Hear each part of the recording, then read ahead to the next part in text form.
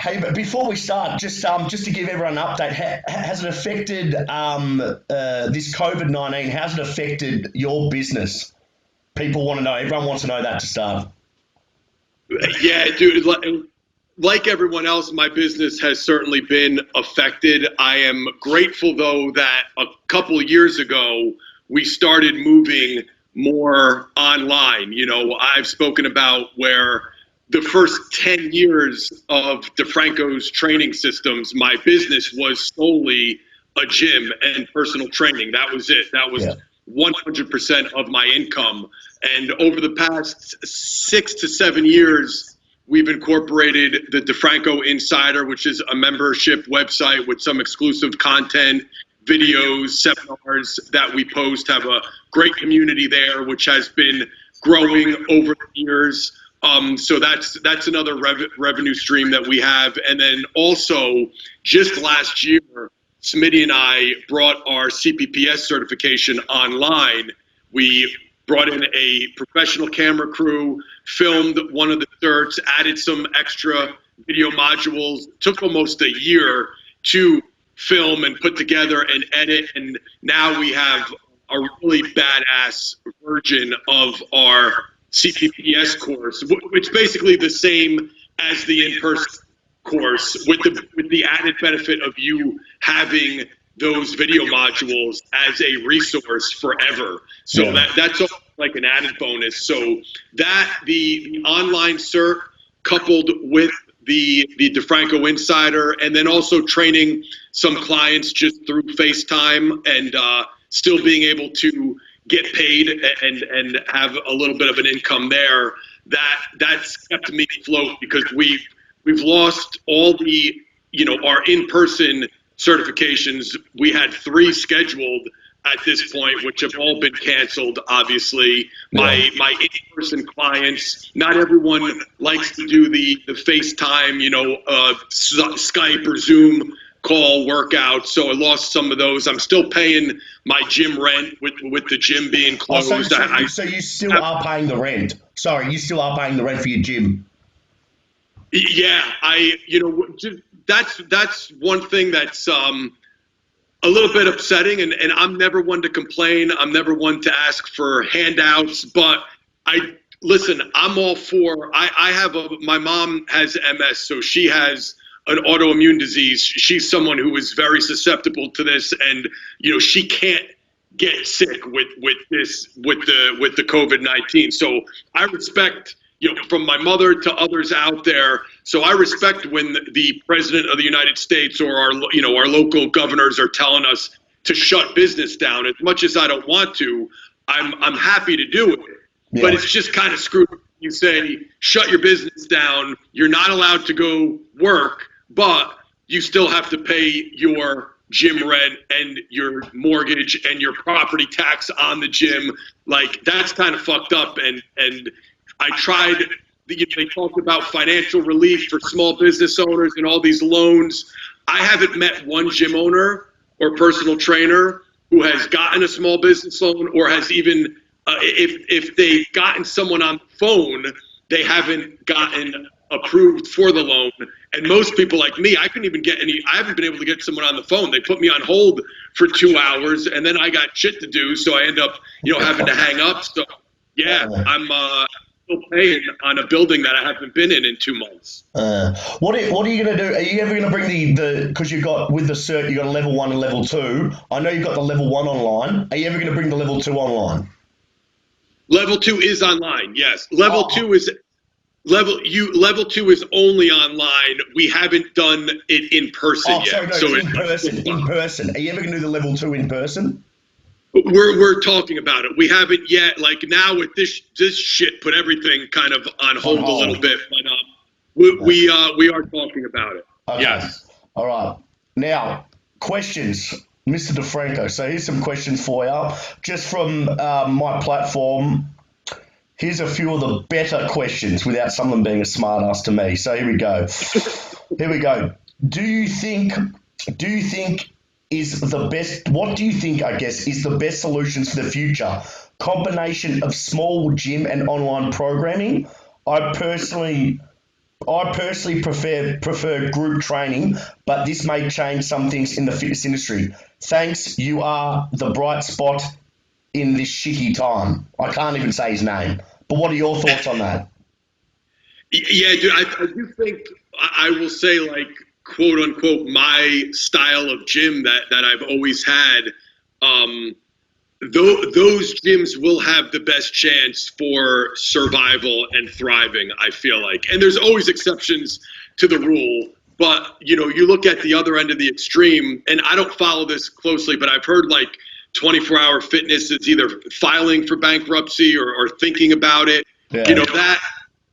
Those $10 a month gyms with 5,000 plus members, they're going to have a tough time, because even if we're allowed to open, whenever we get the okay that gyms are allowed to, open again, there's going to be a lot of people that are just going to be scared to go to a gym that's packed wall to wall with sweaty, people breathing heavy and sweating on equipment and stuff. So I think that more like, whatever you want to call it, boutique style, or the warehouse garage type of gym, home gym, something in your basement, in your garage, those will have a better chance, because it's just easier to limit the numbers, schedule appointments, limit the amount of people per session, you can track the equipment that you use, wipe everything down, et cetera, et cetera.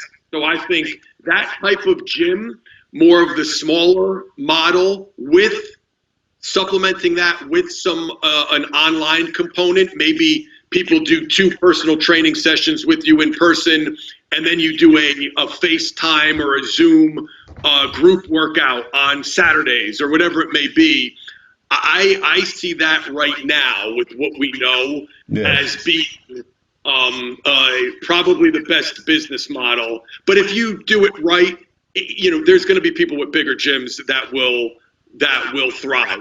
You're just going to have to figure it out. You're going to have to put more work in, plan the sessions. The cleaning is going to have to be upgraded, all that. But the smaller model, personal training model, I think is going to be the future. Well, you can control a lot more, can't you? You can control it. You know what equipment they use. Where the big chain gyms, it's pretty much open slather to how many people. Like what you said, the big box gyms, it's more about volume, where you and I are more about quality than quantity, really.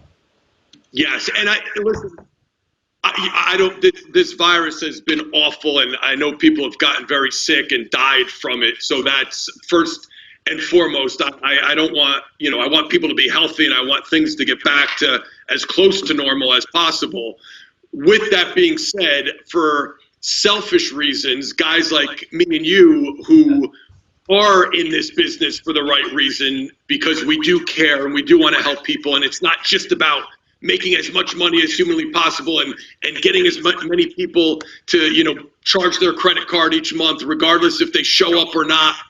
Guys like us, I think, will thrive in this, and those other gym models, which I was never a fan of to begin with, because they don't have the health and longevity in mind. It's more about just being a cash cow, making a lot of money. Those gyms, that's the blessing in disguise, is they're going to start falling by the wayside. A lot of those gyms are going to go out of business. And so, in your opinion, like anything, it's the coaches who really care, and the ones who got in for the right reasons, they're going to flourish during these times. Yes, because it's like you said, it's more manageable. The whole 24-hour fitness model, from what I know about it, and I'm in my own little bubble, but it's, get as many members as humanly possible, charge them a monthly fee, and they're able to charge $10 a month or some ridiculously low price, because they're banking on people not showing up. They don't want you to show up. They want 20,000 members and 1% to show up, here and there. They're fine, and they just want you to forget about it. And I think there's some research, like, people will wait 7 or 8 months before they realize, like, hey, I don't want that $10 charge on my credit card anymore. So they'll, they get that $10 from a whole bunch of people for months and months after they stopped even going to the gym. And that's what their whole model is based on. So they're going to kind of be exposed because everyone's been affected. So those who haven't gone to the gym for 7 months are now going to look and say, shit, I got to look at my expenses now. What can I get rid of? Even I've done that. Like I have like $40 a month on my credit card I have a monthly membership to the car wash place down the street that I haven't been to in 2 years. I totally forgot about it. But, you know, when times are tough and your income isn't what it used to be, you start looking at that stuff. And even myself, I go, shit, I got to call the car wash. And they're still banging out my credit card. They're not even open. I'm going to call and cancel that charge. And I'm assuming anyone who has that gym fee on their credit card that hasn't been to the gym in 6-7 months, they're going to be canceled too. But, you know, guys like us, the few clients that I have, I'm still training them through FaceTime. I'm still in touch with them on my phone. So, like, I haven't been fired yet by any of my clients, you know. So that's the difference between the smaller, more, you know, sports performance-based facilities, warehouse-type gyms like ours, and just the big box franchises. That was well said, well said. I agree 100%, 100%. Now, this is from, I can't even say his name, Carla Bean PT. Do you have a preferred training split or specific templates that you use for the majority of your athletes? And if so, what's the thought process behind your approach? Can't wait for this episode. Thanks very much. Did you get that? I think that's a great question because I think a lot of people, I have posted workouts online from the original West Side for Skinny Bastards to, you know, our Strong Bastard 911 program is extremely popular right now. I have a bunch of ebooks I've done over the years, and I think people assume, even people come to my private gym now and they think we just have a program, like you come and you sign up and then you into our program, but it's not. It's not like that, and this is why I like to keep my gym smaller as well, because it's more manageable. Each individual that comes in, yes, as you know, you see a lot of similar things with athletes. We're all individuals, but at the same time, if you show me 1,000 high school athletes, how many times are we going to see weak glutes and posterior chain, poor posture? You know, like you see the same shit over and over and over. So there is a lot of overlapping, and a lot of the programming is similar. But when a new athlete comes in, we evaluate them, and we design their program based on their evaluation and their strengths, their weaknesses, and also, and people, you don't read about this a lot, but it's just when you're doing this in real life, there's factors involved, like a kid might not be able to afford to train with you 5 times a week. So while 4 or 5 times might be optimal, he might only be able to come twice a week, or I have kids that live an hour, 2 hours from my gym, so they need to take an Uber to the gym, or their mom has to drive them, but she works, and like there's just life gets in the way. So it's not always, it can't always be optimal or perfect. It's got to be practicality. Ben Bruno said this on my podcast last week. Practicality trumps perfection, and I agree with that. If you could be consistent, but you need to be practical, that's first and foremost. So those are the factors that we have to look at. Then we design the program. With that being said, when I design the program, there are a lot of overlaps among athletes. So that's where we get them. I don't do one-on-one training. We do small group training. So we pair people with similar goals, similar strengths and weaknesses, people who are training with us the same amount of times per week. That's how our groups are created at my small private facility now. That's how we group the athletes together. Yeah. Well, when you said you test them, what performance-based tests do you do with them when they first come in? It's very simple. What you've been, or we have a standard, a group of assessments that I feel super practical. We teach it at our CPS cert. We actually just upgraded that section where you're testing some of the basic, thoracic extension, mobility, hip mobility, just basic strength, relative strength, mobility, etc. In all the main movement patterns and joints. And then for performance, we keep it real simple. 10 and or 40-yard sprint, a vertical jump, a max chin-ups. We'll do max reps in the chin-ups. And then depending on what their sport is, obviously if it's like a guy that's training for the NFL Combine, I'll throw in some of the combine tests because that's what they're training for.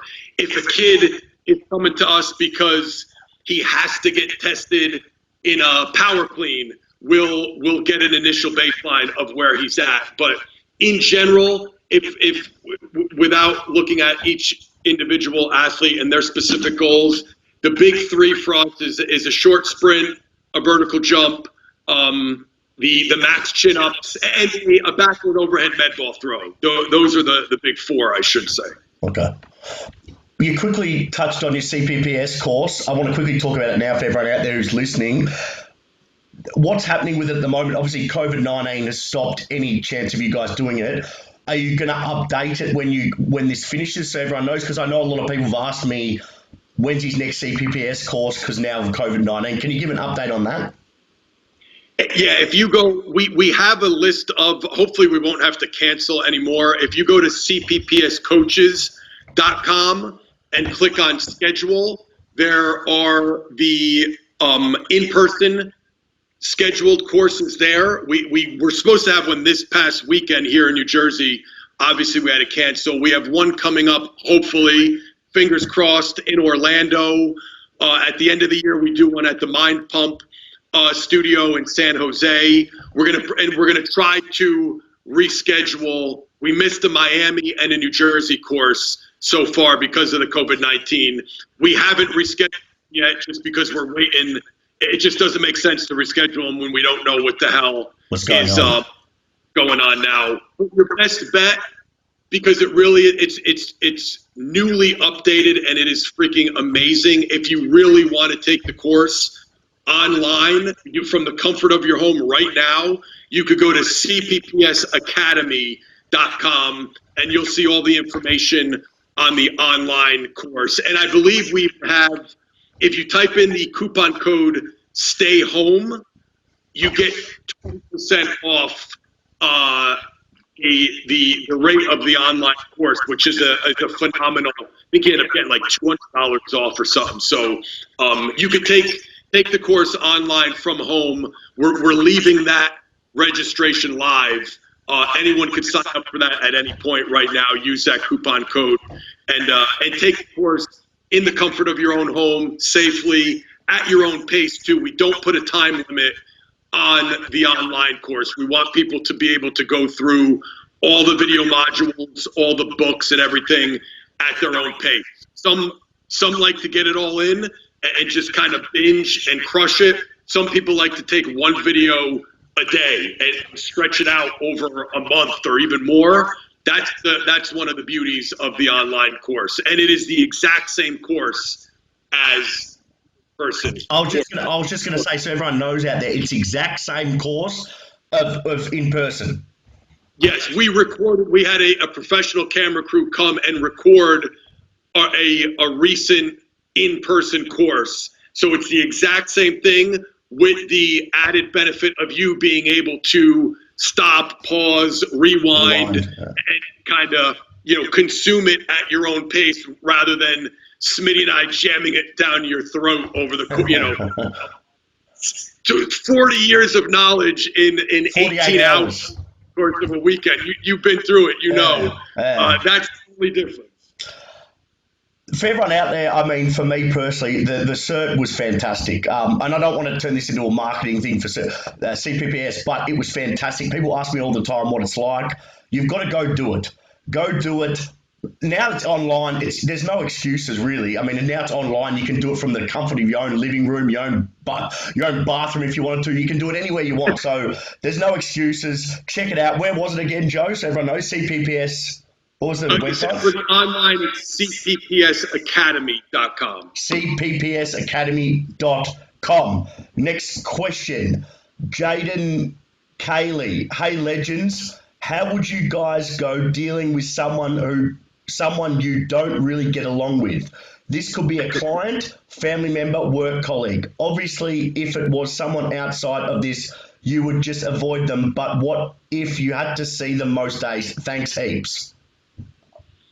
All right, so I got two. This is two answers. Number one, if it's a client, and I've spoken about this, and I'm not just saying this, I have lived it, and I think I've spoken to you about it. Yeah. I think it's better to get rid of them. Now, first, if you don't get along with someone, you don't just say, get the hell out of here. Like, communication, open line of communication is always number one. Why don't you like each other? Why aren't you getting along? Instead of talking shit behind their back and then them talking about you behind your back, be a freaking man or a woman and just, hey, what's the deal, man? What's your problem with me? Because a lot of times, I've just getting older, I've learned this and I've lived through it. People will think they freaking hate each other and they'll bullshit and talk about each other behind their back. And then they get together, and when you hash it out and you talk face to face, a lot of times it's like a misunderstanding, or you think he or she said something or thought something, and then you get out in the open and you go, oh shit, we're all right. It's not as bad as I thought. So first and foremost, communication. Don't let it build up inside you. Get it out in the open. Say, hey, can I talk to you over here in the corner upstairs in the office for a minute? Get it out. If you can't, if you just, and this is real life, sometimes people just don't get along. It's not a good mix. Personalities clash. Shit happens. If you have, sometimes with family, it's, family's family. You could do your best to try to work things out or avoid that family member. But if it's a client and you own the gym or business, I would say try to hash it out. You try to communicate and it's just not working. You, in a very nice way, you shake their hand and you tell them you're not the best fit for them and have them recommend another gym or have them go on their way, because that one bad seed is like a cancer and it spreads. I've done an entire seminar presentation on the first athlete that ever asked to leave my gym, kind of kicked out of my gym. Was that the one that the athlete that he kept? His dad would complain about the music. It's too loud, different music, and you try to keep him happy, but focusing on that one. Am I right? Is that the one? 100%. And I think I actually have. This is 2003. And I still have my appointment book. I could even tell you, he signed up for 24 sessions. I think I ended up doing 9 or 10. And it was 9 or 10 miserable sessions because it's right when I started the small group training. So he was with 2 or 3 other kids who looked forward to training with me, loved coming to my little storage closet gym. But I was basically changing who I was, trying to keep this miserable kid happy, his dad happy, because his dad would sit there and watch the entire session, and he didn't like the music, he would question the training, the kid wasn't into it. Finally, I gave him a refund and sent him on his way, and it was one of the best things that happened to my business. The other kids that wanted to be there, I was kind of sacrificing their happiness and their training because I'm catering to this kid and this dad who was never going to be happy anyway. And it's just when I realized when you try to please and attract everyone, you end up attracting no one. Like, you are who you are. Like, be you, be yourself, be real. And those who like it, you're going to attract other people like that, and you're going to have a badass culture. If you try to do everything and be everything to everyone, you're just gonna you're gonna be like just okay to everyone, because you're not gonna please everyone. So everyone's gonna find a little something wrong with you. So just be yourself. Those who accept you for who you are and your gym for what it is, those are the people you're gonna attract, and you're gonna have a badass, positive, motivating atmosphere. And that one or two clients you lose, guarantee you will gain 10 that want to be there, and you will be happier going to work, more motivated, and in the long run, it is the best thing in the world for your business. It's just tough when you're first starting out and you need the money. You don't want anyone away, but I'm telling you, do what you got to do to just stick with the people that want to be there, and that's how your gym will thrive long term. I feel it's interesting because you're wearing the Be Real shirt and we're talking about being real. How appropriate. I didn't plan that.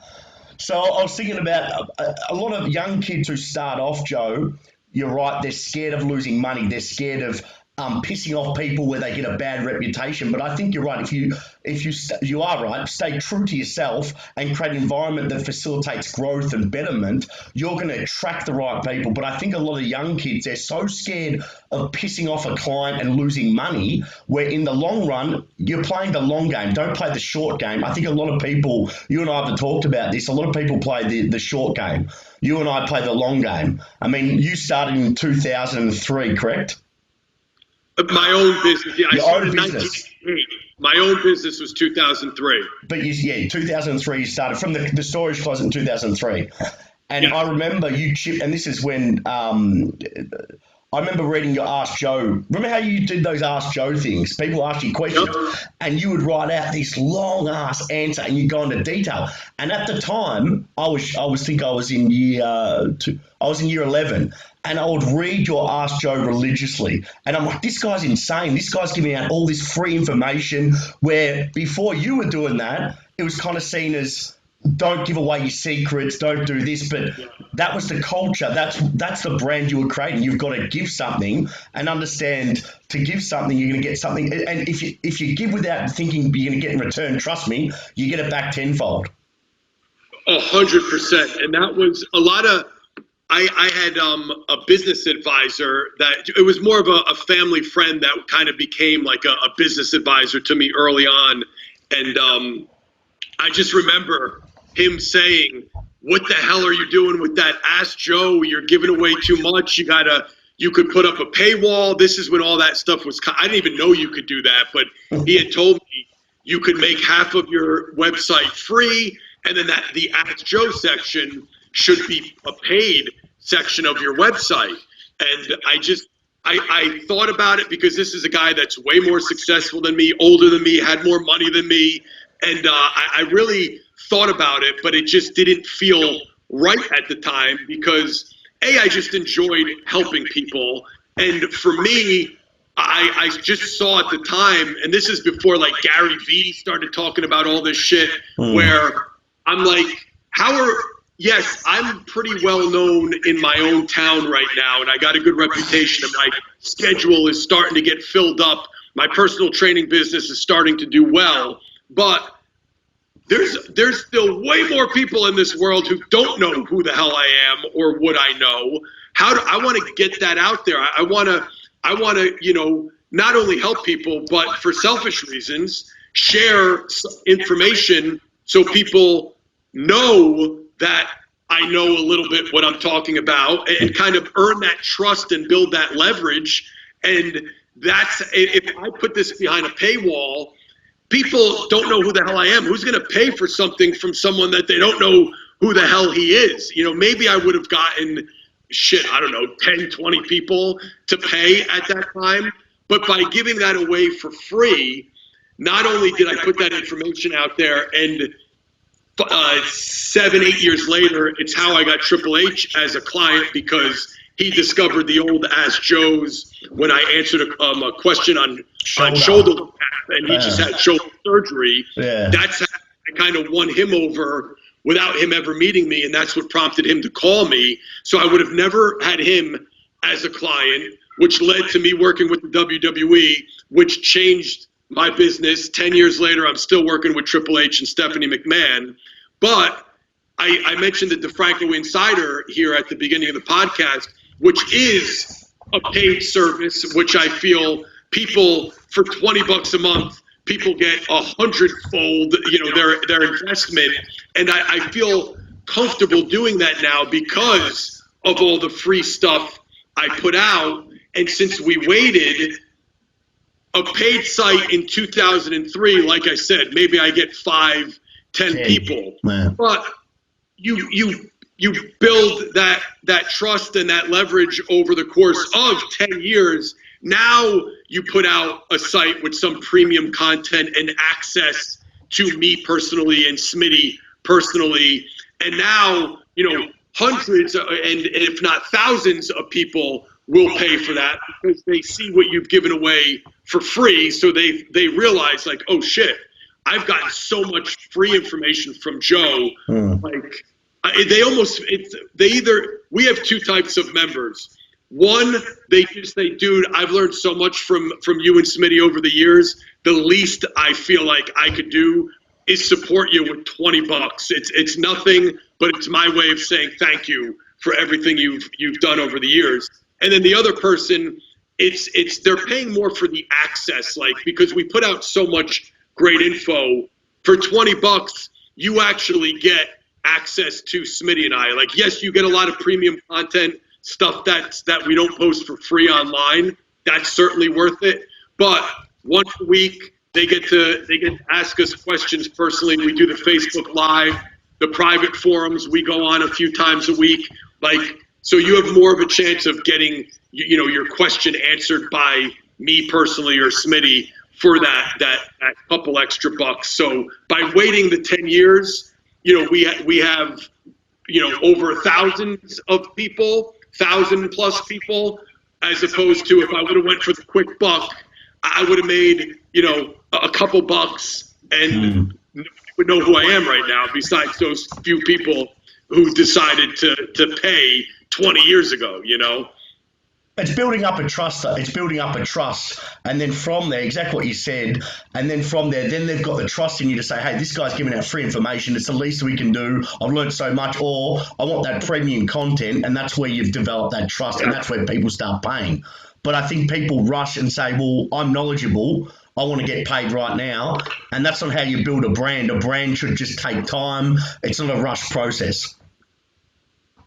100%. And now it's worse now because with the internet, everybody goes online and they see the trainer on Instagram that claims he's making seven figures, behind his computer, laying on the beach, training people online, and they think, oh, I need that right now. Like, how many freaking 21-year-old life coaches do I see? It's just like, are you fucking kidding me?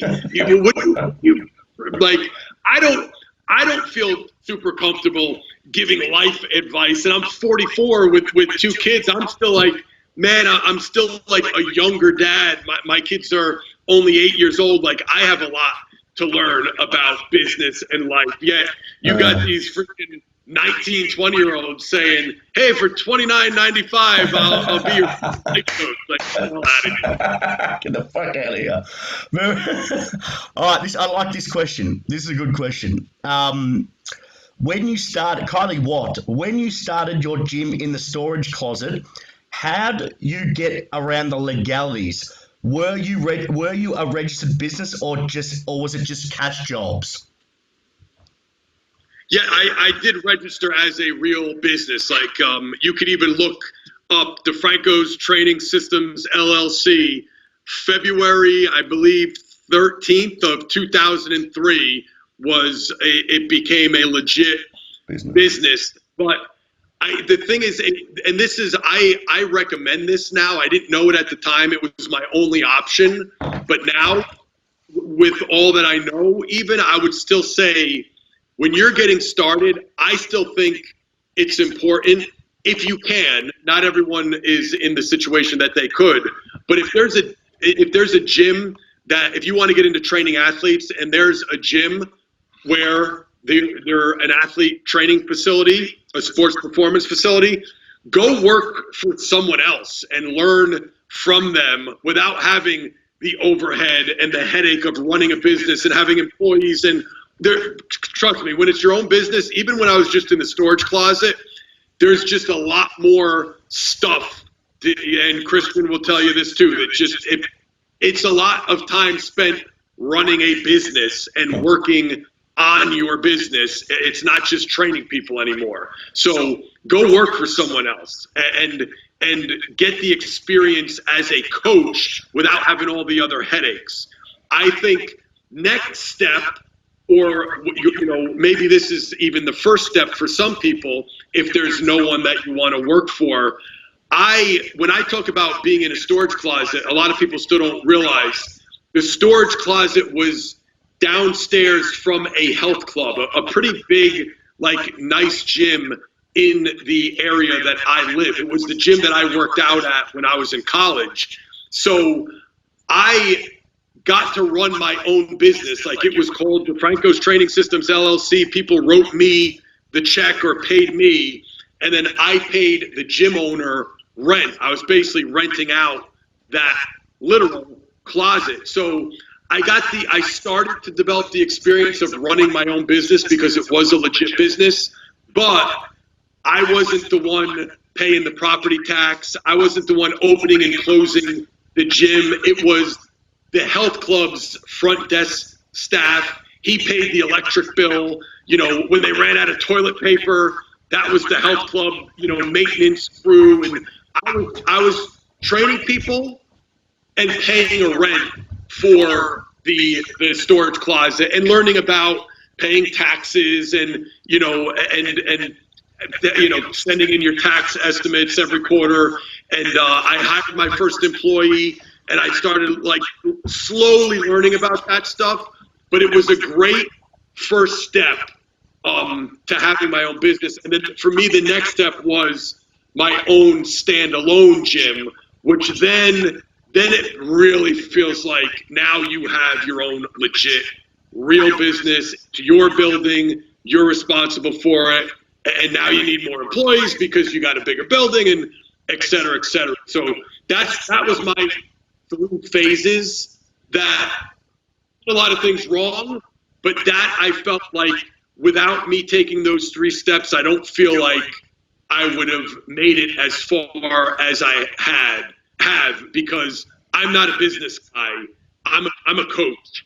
And for me, I needed those baby steps. Work for someone else, have your own business out of someone else's business, and then have your own true business. That helped me tremendously. How long were you in the storage closet for? A little over 3 years. 3 years. So it was a slow progression. I mean, you took your time with it. And that's what I worked for someone else for 5, had the storage closet for 3, then my first facility for 3 before we grew out of that, and then the bigger one came after that.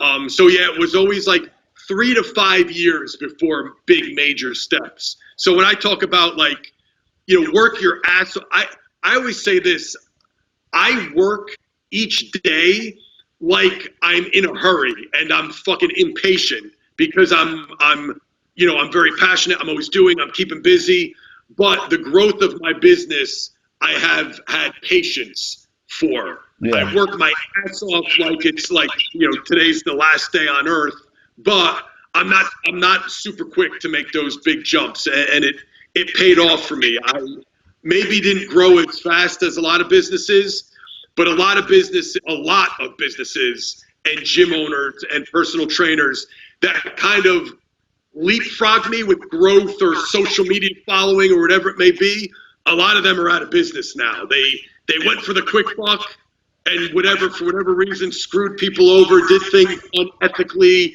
They end up getting exposed, or they're just not passionate. They get into this business because they think there's a lot of money in it and they think it looks and sounds cool. Then they realize there's a shit ton of work involved, and they fall. So I've gone slow and steady, and I'm still going, where some people kind of, beat me or leapfrog me, had some success faster, but they're in other industries right now, out of business. A lot of them didn't last. It's a good example for all the young coaches out there to take their time to work hard and be in the moment, but also have patience with your business growth. Don't think you're going to be a 6-figure, 7-figure coach straight away. Is there anything you want to say on that?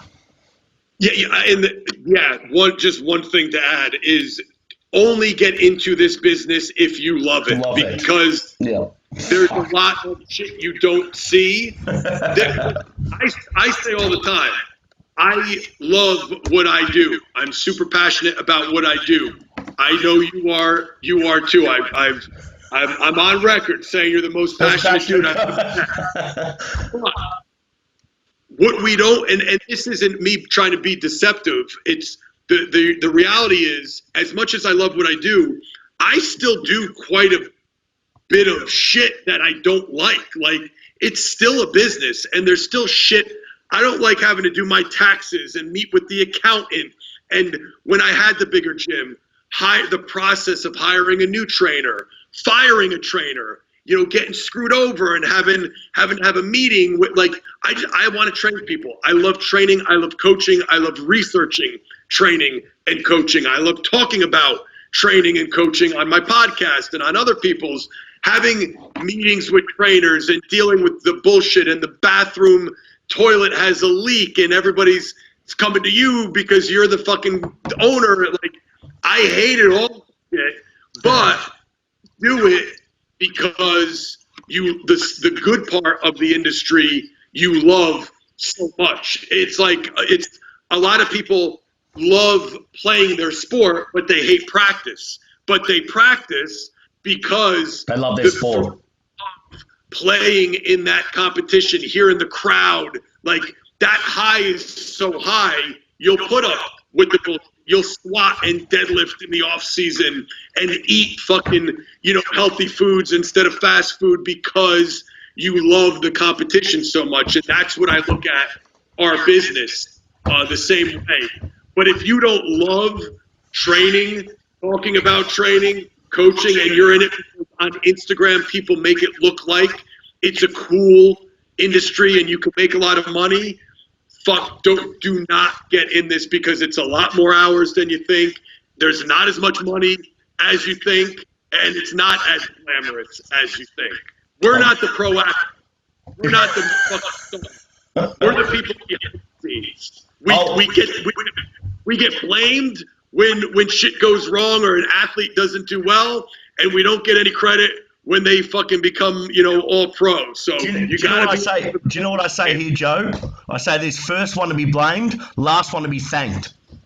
100,000%. And but if you love it, you're okay with that. Like, when I train an NFL guy or an MMA fighter that wins, like, I don't need credit. I'm just happy because I've developed a relationship with that athlete. It worked. The plan worked, the training paid off, and you're just so grateful. Like, and if you love it and you're in it for the right reasons, you don't need the credit. If every now and then we get some credit, you get a fucking article written about you or somebody tags you on social media, awesome. But if you're in this business for the tags and the likes and the fucking and the fame of it, you're in the wrong business. Definitely. Trust me. Yeah, agree. I mean, I think a lot of people get in because they think it's quote unquote cool. I think what you were saying, quote unquote cool, and they think there's a lot more money than what there is. Just quickly, talking about athletes, I'm a big fan of, is it Mickey Gall? Mickey Gall. Yeah. Are you still working with him? Yes, he's actually just texted me now. Oh, really? What was he like as in terms of an athlete? Very dedicated. He's good at his craft. Super dedicated. I think you find this. I'm sure you've seen this with high level athletes in general, dedicated. But MMA even more so, because there's so many disciplines and so many things they have to get good at and train for. I find myself more holding him back than, pushing him. He doesn't need. I've been training for 3 years now.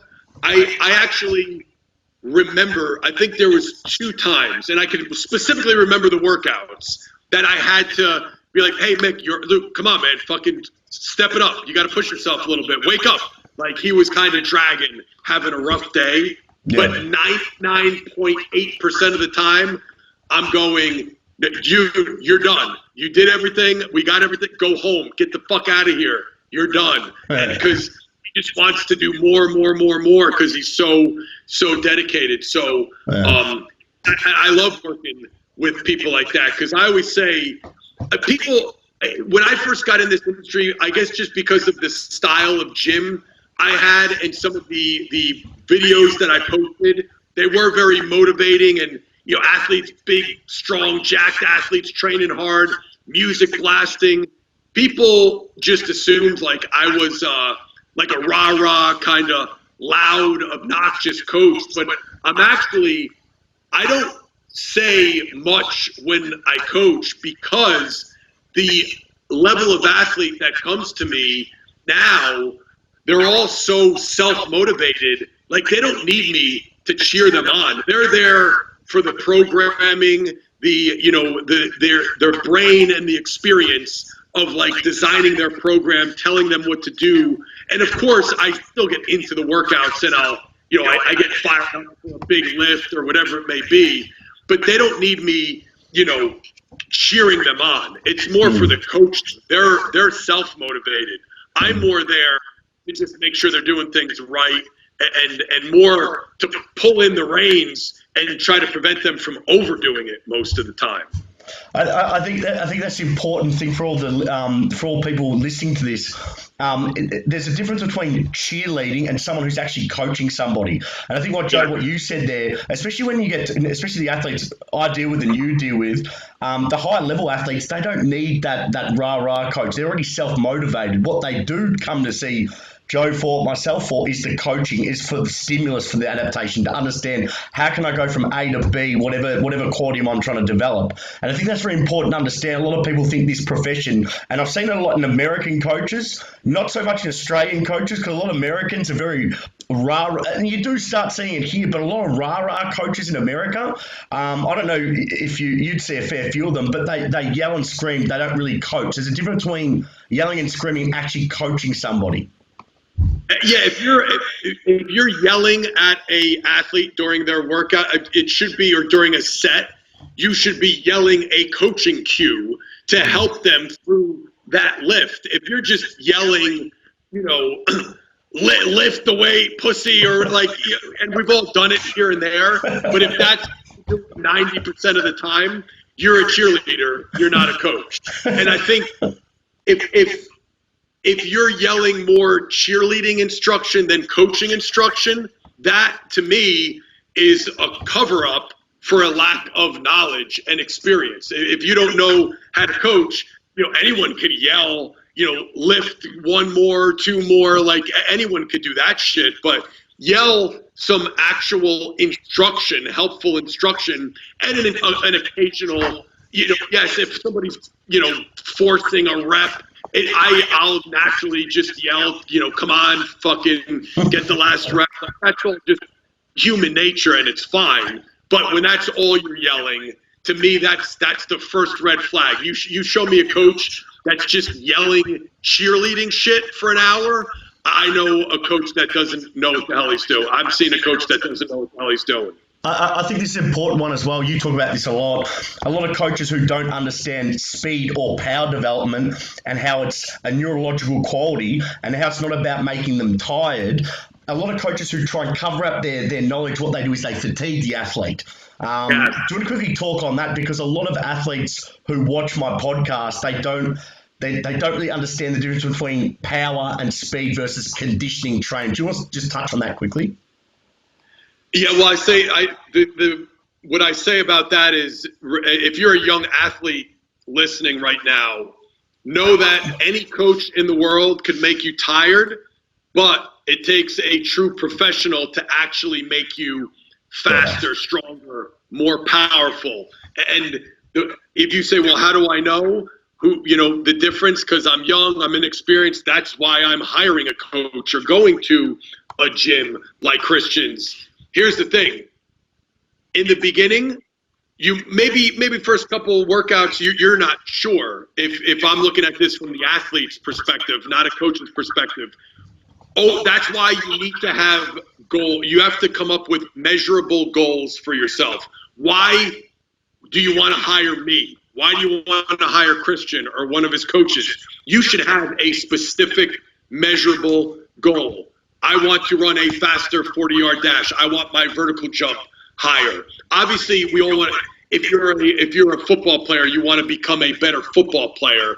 And there's a ton of technical skill involved in that. But in the weight room, if we're talking about physical qualities, you should know exactly what you are training for. And when you know that, that's how you determine the good coaches from the great coaches from the cheerleaders. Because if you run a 5.1 second 40-yard dash and you hire me or Christian and we train you for X number of weeks, and then 12 weeks later, you test your 40 again and it's 5.1 seconds, even though you worked hard and we yelled at you and screamed at you and you were tired and you felt like you got good training, clearly it wasn't the appropriate training because you have that specific measurable goal to use as a guideline.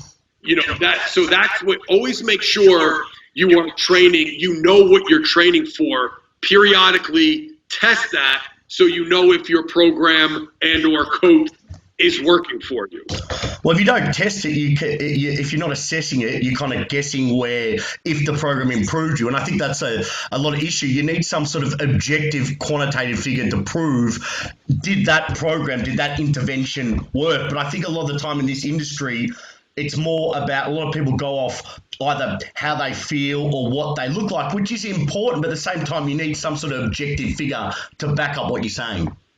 And exactly. And I think it's the biggest mistakes, if you're want to get into like specific training talk and sports, you mentioned MMA, but MMA and I would say Australian rules football and rugby, like those come to my mind when I think of probably the biggest imposters as coaches, or those who could get away with not knowing how the body works and not really understanding the sport, because they are very difficult and physically demanding and are mixed energy system sports.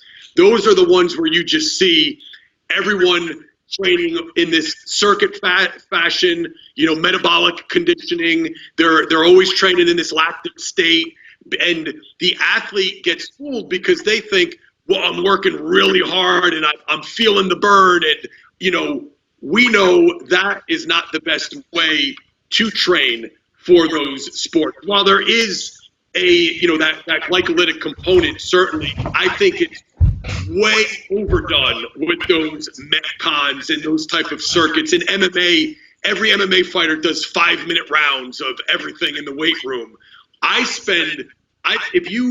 If you develop a lot of people don't realize that the aerobic system, aerobic training is actually compatible with the alactic ability, sprinting, jumping, throwing. So we spend more time, and I don't know if I'm getting off on a tangent here, but like training for sports like MMA or Australian rules football, rugby, we spend more time training either aerobically or alactic power with our sprints, our jumps, our throws. And when you get efficient at both of those, you don't need as much glycolytic type. And also, I feel like the sport coaches usually are probably doing too much of that to begin with. So in the weight room, guys like us, if we focus on the other two areas, and that's when I really like a high-low approach, where you do your aerobic type training on one day, and then your sprints, your jumps, your throws, your alactic power on another day, kind of high CNS, low CNS.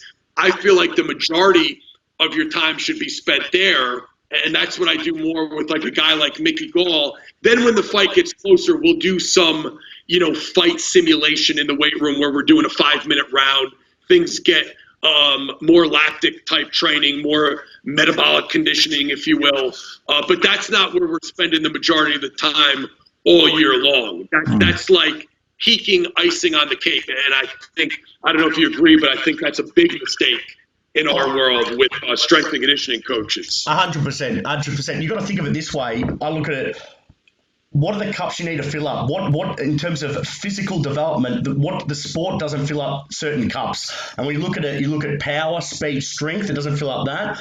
And if you think about it as well, they do enough metabolic conditioning through here. And I like to think of metabolic conditioning as no man's land, because you're not going to get more powerful, you're not getting quicker, but you're not helping with recovery. So you're kind of stuck in that middle. It is. It's that stuck in that middle ground, isn't it? But they do so much of it, and they neglect the cups they haven't filled up, which is the power, which is the speed, which is the high CNS, and the low CNS is that aerobic development. They do too much of that no man's land work, and it's not getting them better. It's not helping with recovery either. So I think you hit the nail on the head. They've got to really focus on what we don't fill up. The cups we don't fill up in our sport, and that's power, speed, strength, or that's aerobic ability. And that I like that Charlie Francis approach as well, that high CNS, low CNS approach to help with recovery and to help with improving capacity as well. The hard for athletes to understand is when you train for speed, strength, and power, you're not going to feel physically exhausted and mentally drained when you're done. If you do it right, you feel better when you leave.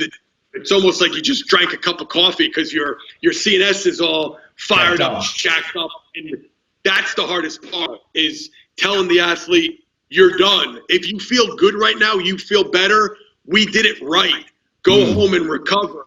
But that's where I deal with this all the time. Speaking of a Mickey Gall, it took me, I still battle with them a little bit with this when I'll say, listen, today is a day dedicated to strength and power. We're going to help you with your punching power. This is going to help you have more explosive takedowns. But if we do all the heavy lifting, the jumps, the med ball throws, and then we finish with freaking 15-minute Metcon, we defeated the whole purpose. You're not going to improve those maximal outputs if we ruin it, which is, like you said, that's that kind of submaximal middle ground, no man's land, hard, not intense enough to build power and strength and speed, but enough to tap into your ability to recover and fry you out. That's where it gets dangerous, where too much of it, which most athletes do, ends up ruining you. It doesn't improve anything. It just kind of makes you more fatigued and fried. And that's why so many injuries happen mid-season, end of the season, is these athletes are shot from training that way all year long. They get, you know what I call it, especially when you talk about, for everyone out there, sprints is not jogging. To get faster in terms of specificity, you must run fast with good technique. And I think a big thing about this metabolic conditioning, Joe, is they get good at running slow. To get good at running fast, you have to go out and run fast with long recovery. And I think I like the point you brought up before. You've done it right when you feel jacked up, you feel good, not when you feel fucked physically, you can't do anything else. If you puke, if you feel the burn, like a big pump, like any of that, fatigued, you have trouble walking up and down the stairs after a speed power workout, you did it wrong. You did not. That's the best way I could tell an athlete that doesn't study the science, isn't into this stuff like we are. If you just want general guidelines, that's how you know you did it right. You should go as hard as you can on that sprint, on that jump, on that med ball throw. Rest until you feel like you could give that same effort, if not more.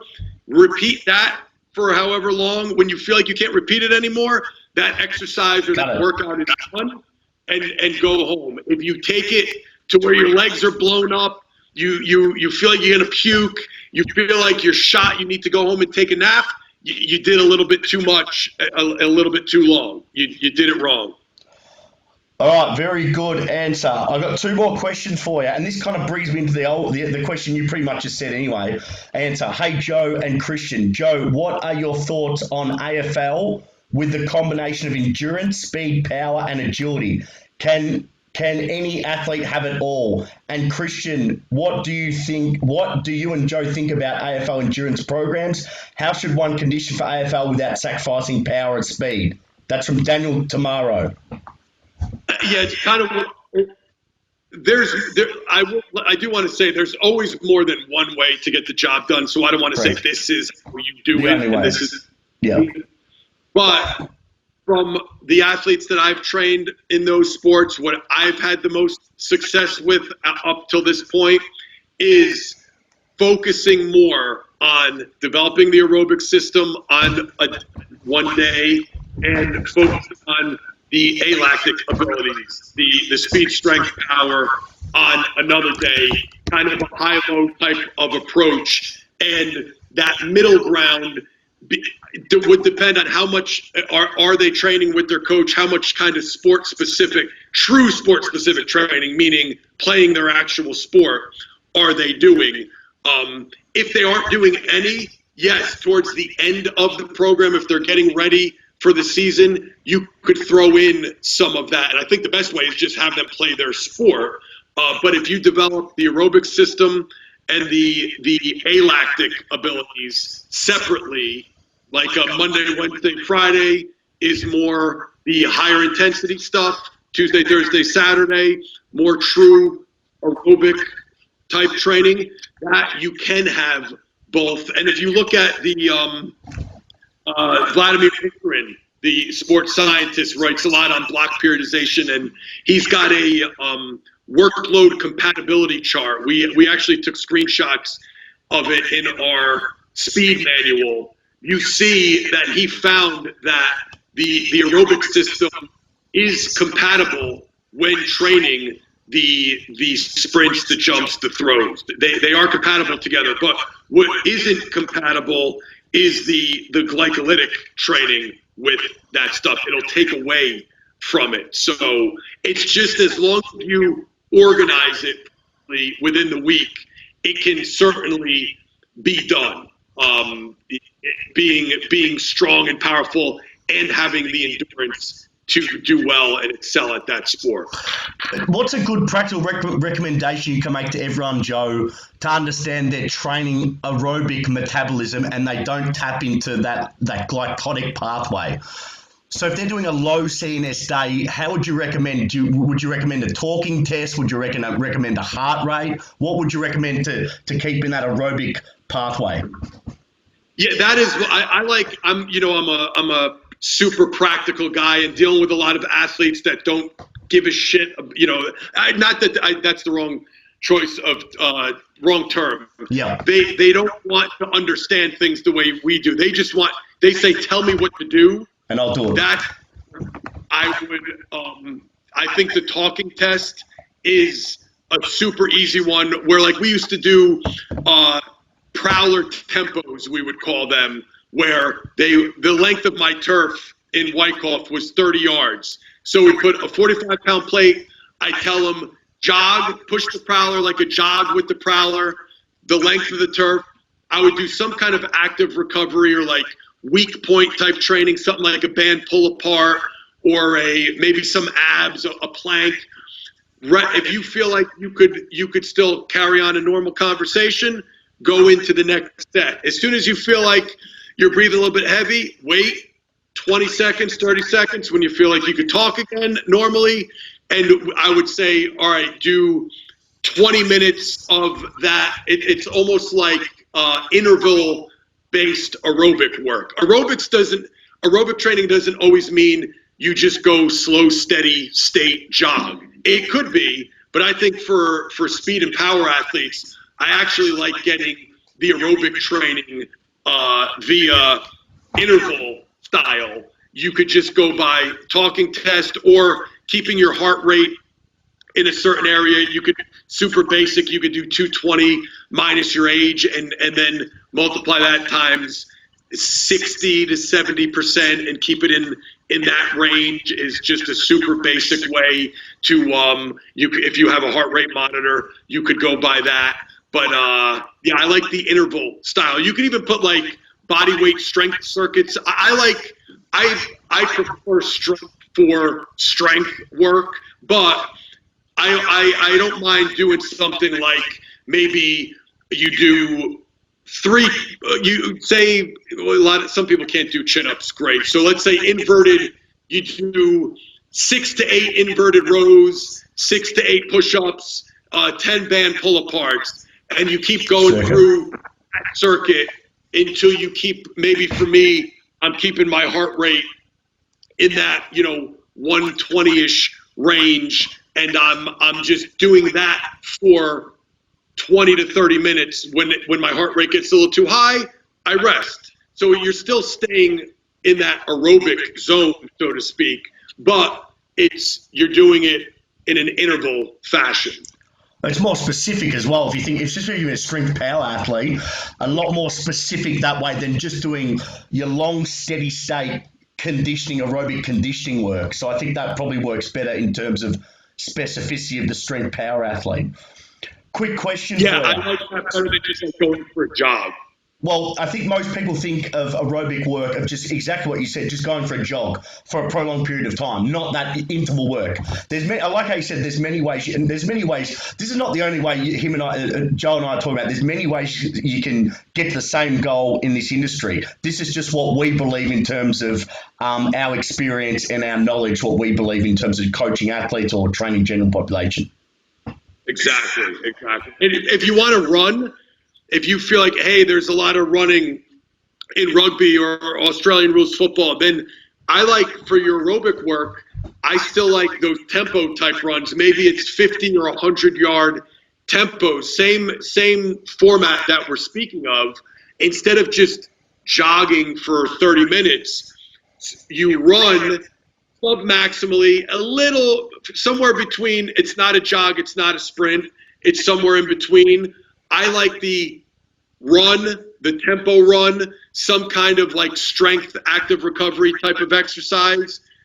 Take a mental note how you feel, or if you're wearing a heart rate monitor, check the heart rate. Repeat that back and forth, resting when your heart rate gets too high or you feel like you can't talk. Do that for 15 to 30 minutes, however long you're going to go. That's more beneficial than, and will not take away from your speed, strength, power, as opposed to, doing your sprints on one day and then going for a 10-mile jog the next. Now you are going to probably start to interfere. You're going to be pretty good at both, not superior at either. Good answer. Question. A lot of people ask me this all the time. You're a big proponent of loaded-based sled work and the prowler in particular. Can you quickly go over the reasons how you get quicker? Because I know you talked about this before, and a lot of scientists used to say DeFranco's making them slower because he's pushing a heavy prowler. They're going to change their mechanics. Can you talk about how the prowler and how you use the prowler to improve short sprint performance? Yeah, so I could freaking talk on this for days. Points. Yeah. Why it works so well, and why no matter who would try to debate me or what track coach would say I was wrong, I was always very confident just because I had the electric sprint times to prove it, and I wasn't. And nobody could accuse me of trying to make money off of it because I never sold prowlers or sleds, which I'm still kicking myself. To this day. I had a lot more money. But I was just sharing information, from things that work. So number one, and I think this is so overlooked, most athletes just are freaking weak. And I know the track and field community, they bash the loaded sprints and the prowler pushes, and they'll say, oh, the strength guys, the strength coaches, they don't know anything else. They're just always driving what they know for strength work. It's stronger doesn't mean you're going to get faster. I agree with that. I can say for sure that Usain Bolt going to get faster just by pushing a sled. But I do know 99% of the clientele of the coaches that are attending those seminars and consuming that content. But how many people work with a person in the world? Like, everyone's always used Olympic sprinters as an example and Usain Bolt. But the majority of us, even guys like us who are pro athletes, 99% of our clientele is your average high school college kid who is freaking weak. So just making them stronger in those specific biomechanical positions, it is simple, but it does help. So getting them stronger, specific to sprinting action, that helps, because you can't be fast without having a level of strength, because speed is just your ability to display your strength quickly. So you need strength in order to play quickly. You can't just slow something quickly if you don't have it. So speed, sled, pushes, drags, sprints are the foundation. And number two, as far as technique, for me, it is the only way to slow down the sprinting action, and I'm talking specifically acceleration, which most sports are predominantly played in. Most team sports are played in acceleration. It's one of the only things in sport that we can't slow down and train sub-maximally or slow. I talk about this all the time. If I want to get better at hitting a baseball, I could hit off the tee or have batting practice where you just slow throw a ball, and I practice. I don't just practice hitting 98-mile-an-hour fastball. Slow everything down so I can practice it. If I want to become a professional boxer, I don't just jump into my cut. I spar with someone that makes me a little bit better than me, or on the same level, and I put on headgear and I practice different combination. And you can say this about every sport, every other action. But how do we practice accelerating? I can't say, hey, I really want to work on the 10-yard sprint technique, so run a couple tens at 60%. You can't do that because you need to accelerate at maximal effort in order to practice the angle, the position of your body. It's impossible to practice maximally. Only way we can slow down that action, practice the mechanics that I'm fast, is dragging a heavy-ass sled or pushing a prowler. Because while I'm pushing that prowler, I can have my coach walk next to me, making me aware of my angle, contact time, hip extension, my recovery. You can actually think one at a time and think about it while you're kind of walking through that motion, while you're simultaneously strengthening the muscles in the specific biomechanical conditions that they'll be in when you accelerate. So that's why I had so much success with that. And this is what they were going at the beginning.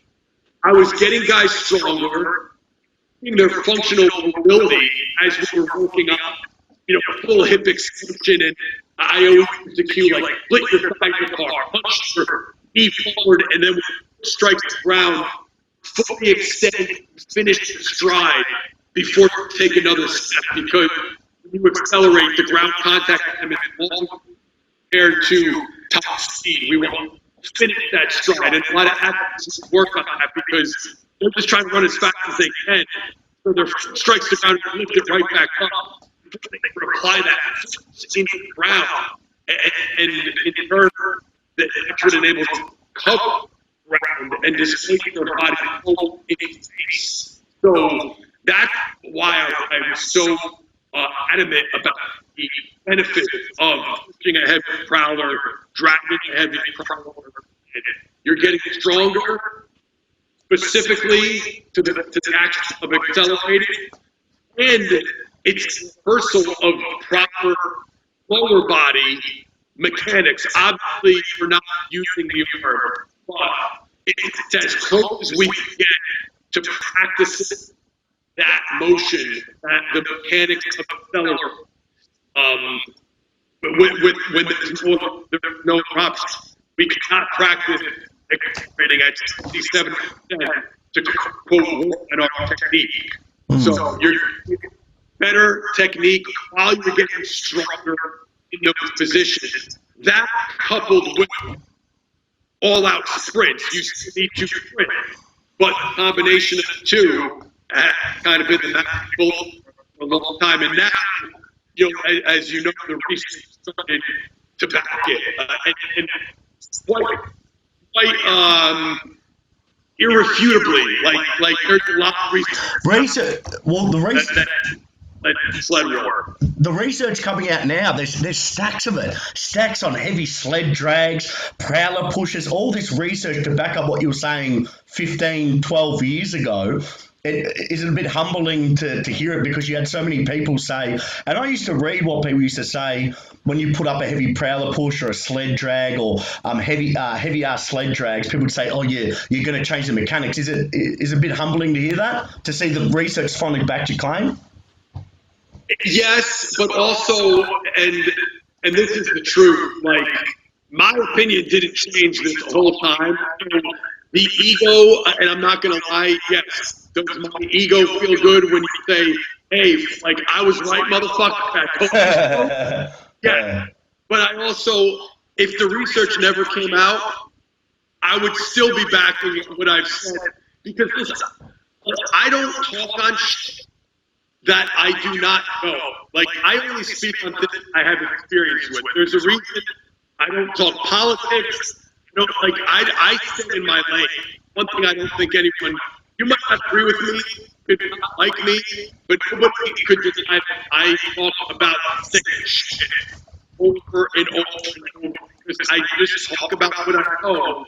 And at that time, this is 12 plus years ago, this is a made up number, I have blog training hours, over 20,000 hours and 20,000 electrically timed 10-yard sprints before and after times of kids from all levels, because I know the other argument is, well, if everyone was fat and anything would work. Yeah, I trained some without a doubt, but I also trained some level professional Olympic athletes that got faster as well, and everyone in between. That's why I was so committed to that. And by the way, last thing, the other thing, and I agree with, the whole adage of, like, train slow, with that. If you only, like, a powerlifter is the ultimate example. If you only train heavy and slow, in the early stages, if you're a young kid or you're trained, you will get faster, you will more comfortable at the beginning, but 100%, you will eventually be slow. You're not going to get faster training heavy and slow exclusively. I never claimed the sprint, that sled drags were speed work. I always classified those as special strength work. So the same track and field just would back me. They're still having their athletes squat, deadlift, or perform lunges. You know what I mean? So it's like, you can make the same argument. Well, why are you doing the fucking barbell lunge? That doesn't. The speeds aren't the same as, when an athlete is sprinting. Well, they do it because it's strength work. The foundation of our strength work was and is the heavier sled drag pushes. So I don't know why that's hard to understand. That get slow, but this is a part of our strength work. I'm not classifying it as speed work.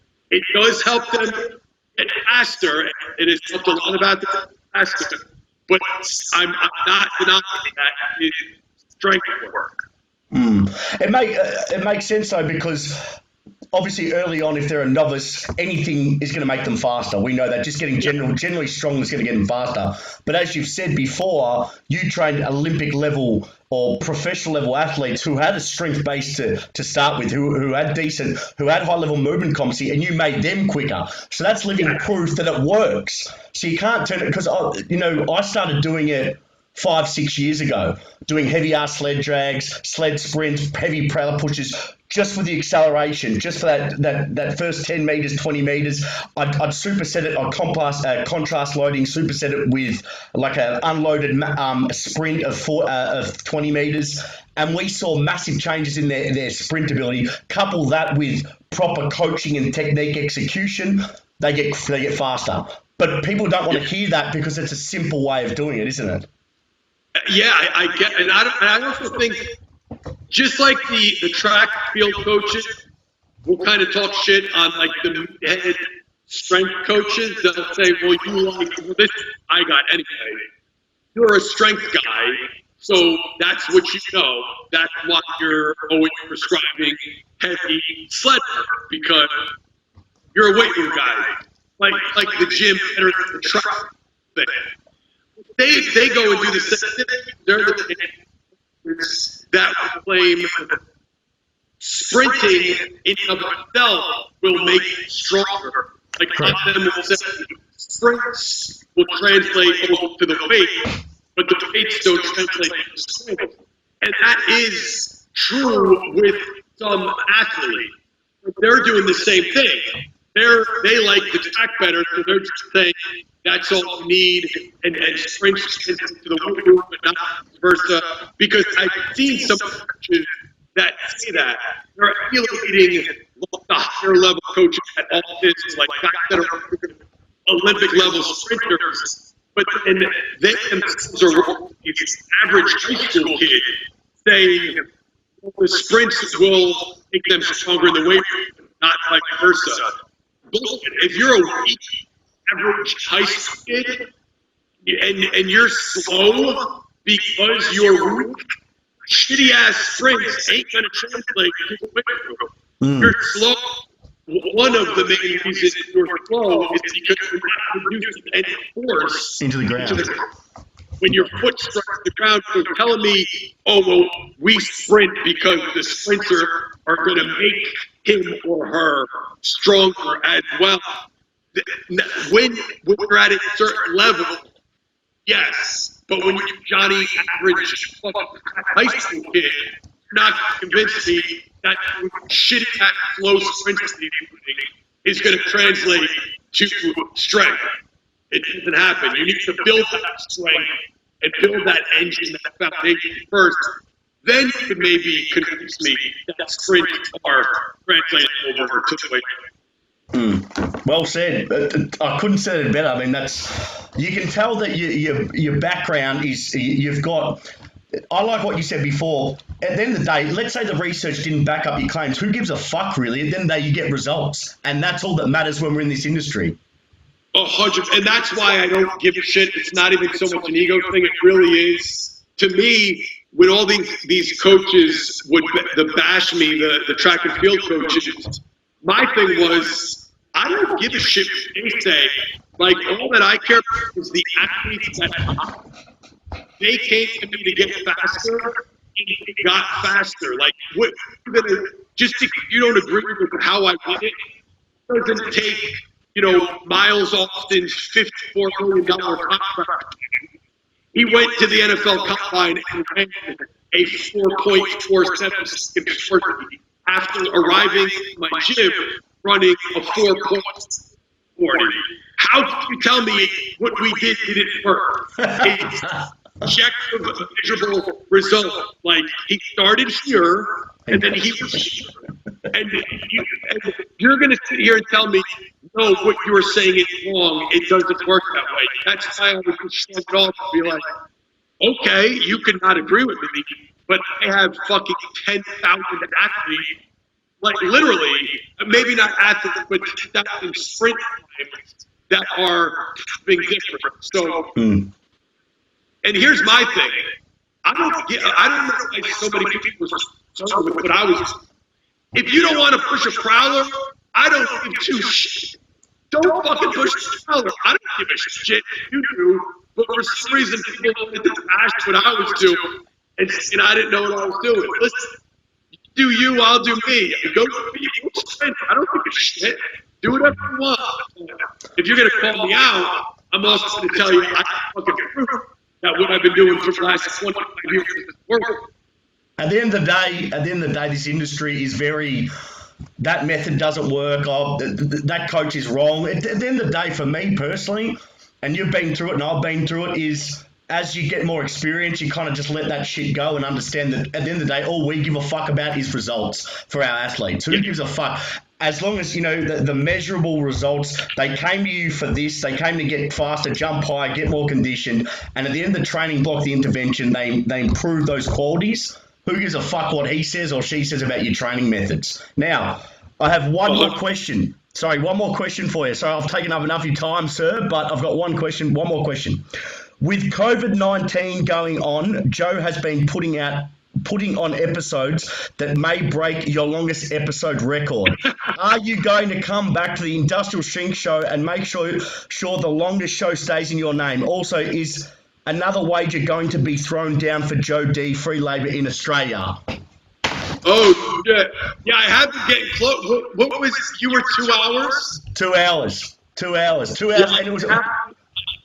I haven't broken it yet. I think I did like an hour and 50 minutes or something, but your record is still good as far as show length. As long as my record's still good. Listen, I'm hoping to, I still want to do that, a big one we've talked about is the mental health thing with coaches and trainers. So when I come, I was hoping to come this year, but because of this COVID-19 could be hard. But as you know, I'll let you know when I'm there, and hopefully we can tee up another long-ass industrial strength show and make it the best and the biggest about mental health. Yeah, and that one will be, in all seriousness, that will be the most important, not just longest. So that is a date when we can make that happen. Yeah. As soon as possible, we will make that happen. Because Joe, just for reference, when I came out and I was talking about this, I got messages from all around the world saying this is a subject that no one talks about. So I think that you and I together, we can put on such an invaluable resource for coaches and trainers to open up and to talk about these issues, because this is like a taboo subject that we don't talk about. We look after our clients' health, but we really kind of don't talk about our health. Dude, any good trainer, coach I know has all gone through where they got so engrossed in their business and their clients, they put their own health and well-being on the back burner and at different levels. So it's definitely something that needs to be talked about. Yeah. Joe DeFranco, thank you very much for coming on the Ask Woodford show. You're an absolute legend. I appreciate a lot. I appreciate you a lot. I think the whole industry appreciates what you do. Just quickly, if people want to get understand more about you, what are your handles on social media? I'm mostly on Instagram at DeFranco's Gym. I have a podcast which Christian has the longest rated 194. 194. Number 194, Joe DeFranco's Industrial Strength Show. New episodes every Thursday. I actually have to. I freaking, now that I'm losing my voice, I got to go record my own show right now. I'm going to start the show by telling him Christian made me talk too much on it. I gave you my A game. Now I'm going to go do a shitty podcast on my own show. Well, yeah, you can blame it on me, Coach. You can blame it on me.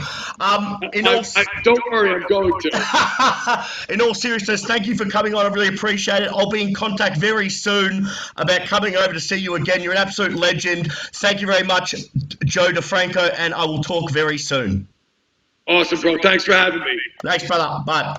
Later, bro. Bye.